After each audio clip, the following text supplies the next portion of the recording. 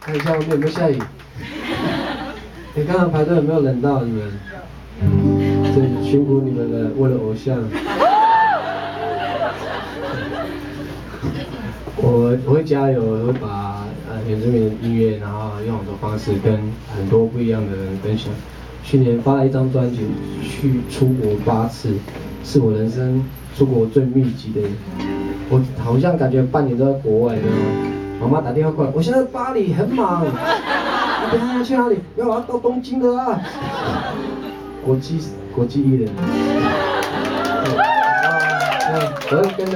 我会分享我在国外生活的照片，那好像我不知道那什么日子啊，但反正我唱的，好像一开始大家都听不太懂。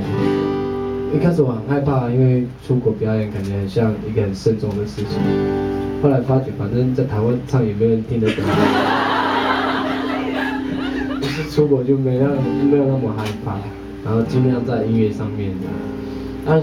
这一年哦，话突然变多，因为觉得他们在听不懂，我就翻脸了，我一定要讲中文，让大家懂。然后运气很好，就在去年被很多老师们注意，然后有一个老师很特别，他姓严，他也是一个总裁，叫严长寿，然后他把我约去一个密室聊天。没干嘛，他送我6本书而已。原来他是作家，我现在才知道的。他台湾做旅游、做观光，算是很重要的一个前辈。他觉得这样很好，就是他有些传统东西可能大部分人没办法接受，但透过不一样的音乐的编曲方式或者表演的方式，慢慢的会有人会了解这样。然后他很支持我，那我也希望说我会继续努力。让他看到的不只是这样，所以后来才有森林系啊。他叫我说他叫我的3件事情做好了，把母语学好嘛，我觉得是本分。再来就是你要出国的话，要把英文学好。我要加油。I try to。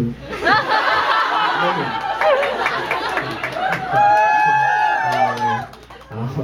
再来就是多看一些表演，的确了，我自己本身在表演，可是我自己好少去看表演，对吧？如果你最近有什么表演要跟我讲啊，好不好？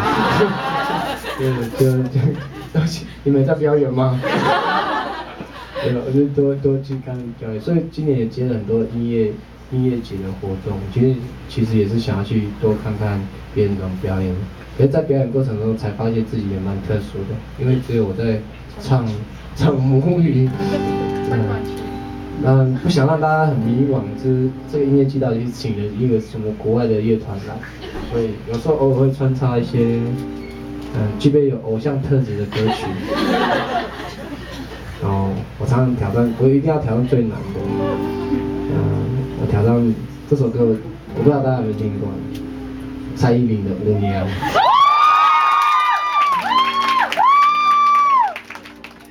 好像蔡依林不是很红哦，你尖叫声没有那么大声。我试试看，你有没有听过吗？我唱《舞娘》了，可能外国的朋友可能不太知道蔡依林很红。给外国的朋友讲说，署名在台湾比较红。来欺骗别人。好啦，《舞娘》。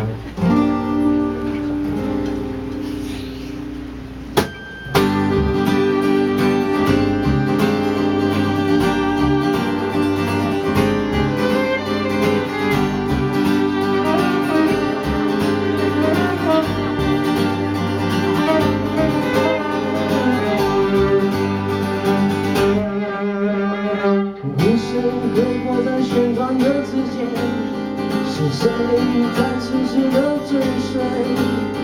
那一眼，那破旧晃动的台阶，我轻轻勾勒了汗水，酝酿了情恋，一层一层把我紧紧包围。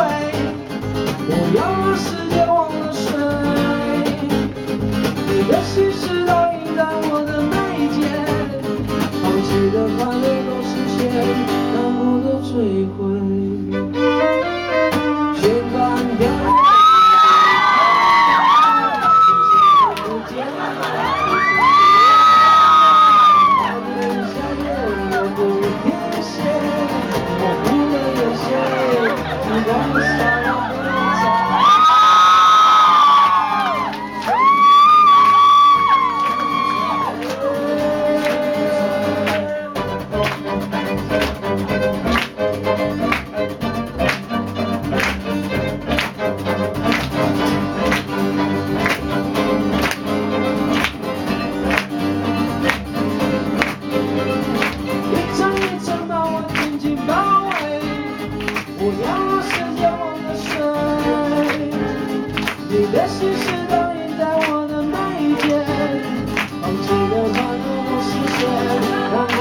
回。现在最想看不见，是城市的美艳，白天下夜，无论年岁，时光的少了我在现在面对。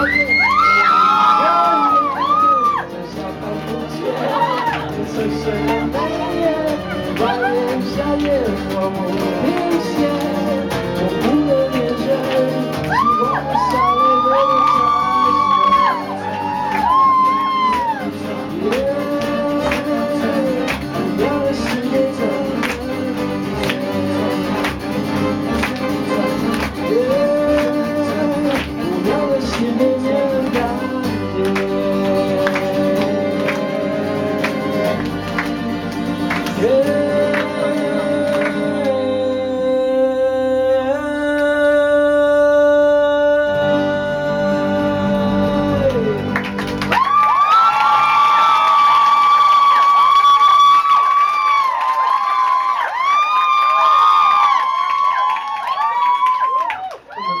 做了什么啊？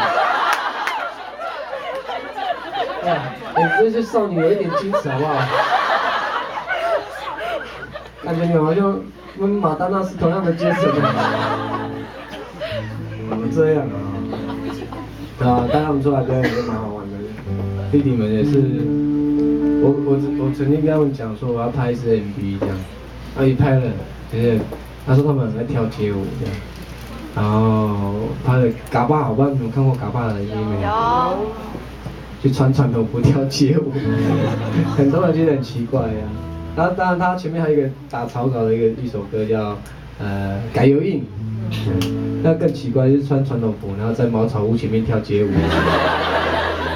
然后穿拖鞋在海边跳街舞。但就有一种浪漫，然后又淳朴，我觉得啦，浪漫淳朴，浪漫，不要这样，我来台湾20多年了。我很喜欢这种感觉，就是年轻人有朝气，然后对自己就是对自己的文化有活力这样子。我们都一样，都没办法决定自己出生在哪一个家庭、哪一个族群的，但是我们可以决定我们要做什么事情。我选择唱母语，其实也是花了好长一段时间在慢慢反省的。有一首歌陪伴我很久，那也是我很早期的母语的作品，《路在哪里》。